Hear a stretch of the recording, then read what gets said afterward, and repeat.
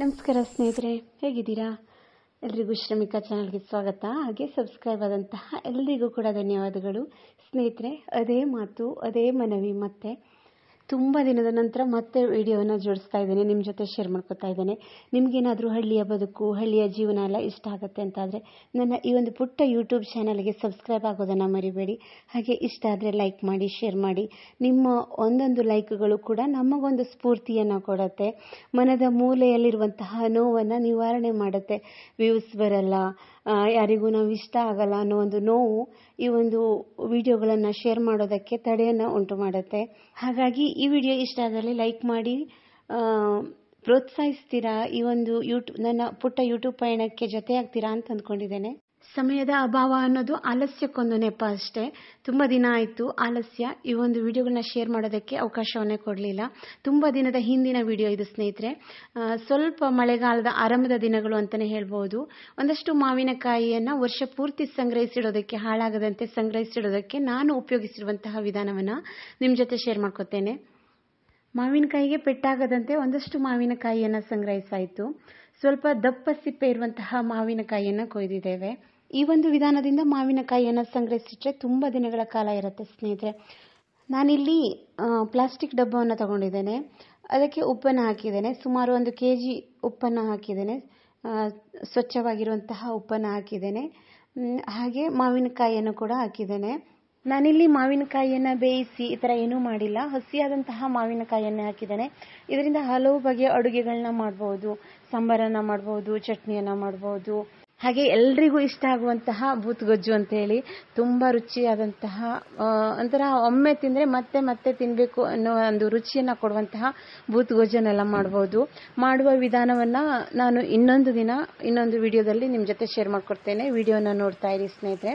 ಹಾಗೆ ಎಲ್ಲ ಮಾವಿನಕಾಯಿಯನ್ನು ಚೆನ್ನಾಗಿ ತೊಳೆದು ಪ್ಲಾಸ್ಟಿಕ್ ಡಬ್ಬದಲ್ಲಿ ಹಾಕಿದ್ದೇನೆ, ಉಪ್ಪನ್ನು ಸಹ ಹಾಕಿದ್ದೇನೆ. ಹಾಗೆ ತಣ್ಣೀರನ್ನೇ ಹಾಕಿದ್ದೇನೆ ನಾನಿಲ್ಲಿ, ನೀರನ್ನೇನು ಬಿಸಿ ಮಾಡಿಲ್ಲ. ಪೂರ್ತಿ ತಣ್ಣಗಿರುವಂತಹ ತಣ್ಣೀರನ್ನು ಹಾಕಿದ್ದೇನೆ, ಹಾಳಾಗಲ್ಲ. ಕಳೆದ ವರ್ಷ ಮಮತಕ್ಕ ಅವ್ರು ಕೇಳಿದರು ಹೇಗಿಡೋದು ಮಾವಿನಕಾಯಿನ, ಮೇಲಿಂದ ಮಾವಿನಕಾಯಿಯ ಮೇಲ್ಗಡೆ ಒಂಥರ ಬಿಳಿಯಾದ ಪದರ ಬರುತ್ತೆ, ಅದೊಂಥರ ಮಾವಿನಕಾಯಿನ ತಿನ್ನಬೇಕು ಅಂತ ಅನಿಸೋದಿಲ್ಲ, ಆ ಥರ ಅನಿಸುತ್ತೆ. ಹಾಗಾಗಿ ಆ ಪದರ ಬರದೇ ಇರುವ ತರಹ ಏನು ಮಾಡಬೇಕು ಅಂತ ಕೇಳಿದರು.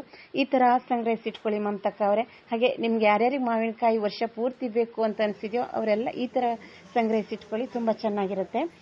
ಹಾಗೆ ಇನ್ನೊಂದಷ್ಟು ಸವಿ ನೆನಪುಗಳಿವೆ ಸ್ನೇಹಿತರೆ. ಮಗನ ಉಪನಯನದ ದಿನದ ಕಾರ್ಯಕ್ರಮದ ವಿಡಿಯೋಗಳು ಹಾಗೆ ಉಳಿದಿತ್ತು, ಮೊಬೈಲಲ್ಲಿ ಸೆರೆಯಾಗಿ ಹಾಗೆ ಉಳಿದಿತ್ತು. ಶೇರ್ ಮಾಡೋಕ್ಕಾಗಿರಲಿಲ್ಲ, ಜೋಡಿಸಿಡೋಕ್ಕಾಗಿರಲಿಲ್ಲ. ನನ್ನ ಚಾನಲ್ ಅನ್ನೋದು ಒಂದಷ್ಟು ಅಡುಗೆಗಳ ಮಾಹಿತಿ ಅಥವಾ ಅಡುಗೆಗಳ ಬಗ್ಗೆ ಅಥವಾ ಆರೋಗ್ಯದ ಬಗ್ಗೆ ಈ ಥರ ಒಂದಷ್ಟು ಮಾಹಿತಿಗಳಿರುತ್ತೆ. ಹಾಗೆ ಒಂದಷ್ಟು ಸವಿ ನೆನಪುಗಳನ್ನ ಕೂಡಿಡೋದಕ್ಕೊಂದು ಅವಕಾಶ ಸಿಕ್ಕಿದೆ ನನಗೆ ಈ ಒಂದು ಯೂಟ್ಯೂಬ್ ಚಾನಲ್ ಮೂಲಕ. ಹಾಗಾಗಿ ಒಂದಷ್ಟು ಸವಿ ನೆನಪುಗಳನ್ನ ಜೋಡಿಸ್ತಾ ಇದ್ದೇನೆ. ಅಡುಗೆಯ ಬಗ್ಗೆ ಮಾಹಿತಿ ಎಷ್ಟೋ ಜನರಿಗೆ ಗೊತ್ತಿರುತ್ತೆ, ಇನ್ನೆಷ್ಟೋ ಜನರಿಗೆ ಗೊತ್ತಿರಲ್ಲ. ಗೊತ್ತಿದ್ದವರಿಗೆ ಒಂದು ನೆನಪಾಗಿರುತ್ತೆ, ಗೊತ್ತಿಲ್ಲದೆ ಇದ್ದವರಿಗೆ ಒಂದು ಮಾಹಿತಿಯಾಗಿರುತ್ತೆ. ಹಾಗೆ ಸವಿ ನೆನಪುಗಳು ಮುಂದೊಂದು ದಿನ ಎಷ್ಟೇ ಸವಿಯಾದಂತಹ ನೆನಪುಗಳಾಗಿದ್ರೂ ಕೂಡ ದಿನ ಕಳೆದಂತೆ ಮಸುಕಾಗುತ್ತೆ, ನೆನಪುಗಳು ಮಸುಕಾಗುತ್ತೆ.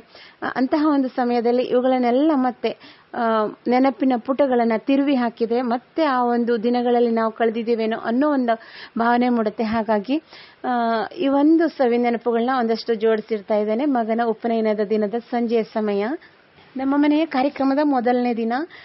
ಚಿಕ್ಕಪ್ಪನ ಮಗಳ ಮದುವೆ ಇತ್ತು. ಮನೆಯಲ್ಲಿ ಗಣಹೋನಾಲ ಇರೋದ್ರಿಂದ ಮದುವೆಗೆ ಹೋಗೋಕ್ಕಾಗಿರಲಿಲ್ಲ. ಹೊಸ ದಂಪತಿಗಳು ಮನೆಗೆ ಬಂದಿದ್ದಾರೆ. ಆರತಿ ಎತ್ತಿ ಆಶೀರ್ವಾದವನ್ನು ಮಾಡೋದು ನಮ್ಮ ಕಡೆ ಒಂದು ಸಂಪ್ರದಾಯ. ಹಾಗೆ ಇದು ರಾತ್ರಿಯ ಸಮಯ, ಸುಮಾರು 8 ಗಂಟೆ.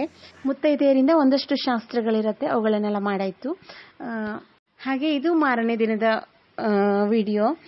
ಹೋಳಿಗೆ ಉಪನಯನದ ಮಾರನೇ ದಿನ, ದಂಟುರ್ತ್ಲಿ ಅಂತ ಹೇಳ್ತೇವೆ ನಾವು. ಈ ದಿನ ಸುಮಾರು ಒಂದು 100-150 ಜನರ ಒಂದು ನಿರೀಕ್ಷೆನ ಇಟ್ಕೊಂಡಿದ್ವಿ. ಮನೆಯಲ್ಲೇ ಹೋಳಿಗೆನ ಮಾಡೋಣ ಅಂತ ಅಂದ್ಲು ಅಕ್ಕ. ಹಾಗಾಗಿ ಮೊದಲನೇ ದಿನನೇ ಒಂದಷ್ಟು ತಯಾರಿಗಳನ್ನೆಲ್ಲ ಮಾಡ್ಕೊಂಡಿದ್ಲು. ಬೇಳೆನೆಲ್ಲ ನೆನೆಸಿ, ಬೇಳೆನೆಲ್ಲ ಬೇಯಿಸಿ ಎಲ್ಲ ರೆಡಿ ಮಾಡಿಟ್ಟಿದ್ಲು. ಮಾರನೇ ದಿನ ಒಂದಷ್ಟು ಹೋಳಿಗೆಗಳನ್ನೆಲ್ಲ ಮಾಡ್ತಾ ಇದ್ದೀವಿ. ಎಲ್ಲರ ಸಹಕಾರದಿಂದ ಅಕ್ಕನ ಮುಂದಾಳತ್ವದಲ್ಲಿ ಒಂದಷ್ಟು ಹೋಳಿಗೆಗಳನ್ನೆಲ್ಲ ಮಾಡಾಯಿತು. ಹಾಗೆ ಇಲ್ಲಿ ದೊಡ್ಡಮ್ಮ ಬದನೆಕಾಯಿನ ಬೇಯಿಸ್ತಾ ಇದ್ದಾರೆ. ಈ ಥರ ಕೆಂಡದಲ್ಲಿ ಬೇಯಿಸಿದಂತಹ ಬದನೆಕಾಯಿಯಿಂದ ಮಾಡಿದಂತಹ ಹಸಿ ತುಂಬ ರುಚಿಯಾಗಿರುತ್ತೆ. ದಂಟುರ್ಲಿಯ ದಿನ ಉಪನಯನದ ದಿನದಷ್ಟೇನು ಕೆಲಸ ಇರೋದಿಲ್ಲ, ಒಂದಷ್ಟು ಕ್ಷಣಗಳನ್ನಷ್ಟೇ ಸೆರೆಯಾಯಿತು. ಅವುಗಳನ್ನೆಲ್ಲ ನಾನಿಲ್ಲಿ ಜೋಡಿಸ್ತಾ ಇದ್ದೇನೆ. ಹೇಗಿತ್ತು ಅನ್ನೋದನ್ನು ನೋಡ್ಕೊಂಬರೋಣ ಬನ್ನಿ ಸ್ನೇಹಿತರೆ.